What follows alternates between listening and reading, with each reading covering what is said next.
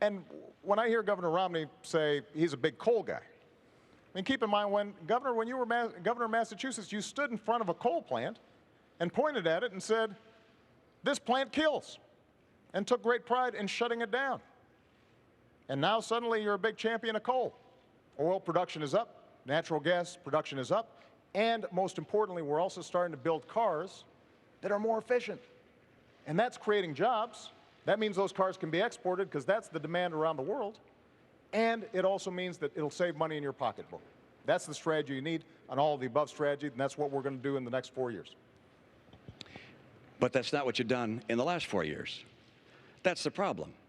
Sure. In the last 4 years, you cut permits and licenses on federal land and federal waters in half. Not true, Governor Romney. So how much did you cut them by? Not true. By how much did you cut them by then? Governor, we have actually produced more oil. No. How much did you cut licenses and permits on federal land and federal waters? Governor Romney, here's what we did. There were a whole bunch of oil companies. No, I had a question, and the question was, how much did you cut them by? You want me to answer How much did you cut them by? I'm happy to answer the question. All right, and it is? Here's what happened. You had a whole bunch of oil companies who had leases on public lands that they weren't using. So what we said was, you can't just sit on this for 10, 20, 30 years, decide when you want to drill, when you want to produce, when it's most profitable for you. These are public lands. So if you want to drill on public lands, you use it or you lose it. Okay, now and so what we did was take away those leases, and we are now reletting them so that we can actually make a profit. And production on government lands is down. No, it isn't. Production on government land of oil is down 14%. Governor, and production on gas is down 9%. It's just not true. It's absolutely true. Look, there's no question but that the people recognize that we have not produced more oil and gas on federal lands. The right course for America is to have a true all-of-the-above policy. I don't think anyone really believes that you're a person who's going to be pushing for oil and gas and coal. You'll get your chance in a moment. I'm still speaking. Well, and the answer is, I don't believe people think that's the case, because that wasn't a question. Okay. That was a statement. I don't think the American people believe that. I will fight for oil, coal, and natural gas. And the proof of whether a strategy is working or not is what the price is that you're paying at the pump. If you're paying less than you paid a year or two ago, why then the strategy is working. But you're paying more. When the president took office, the price of gasoline here in Nassau County was about $1.86 a gallon. Now it's $4 a gallon. Price of electricity is up. If the president's energy policies are working, you're going to see the cost of energy come down.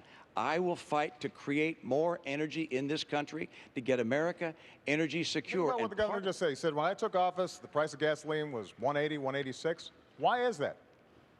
Because the economy was on the verge of collapse. Because we were about to go through the worst recession since the Great Depression, as a consequence of some of the same policies that Governor Romney is now promoting. So it's conceivable that Governor Romney could bring down gas prices, because with his policies, we might be back in that same mess.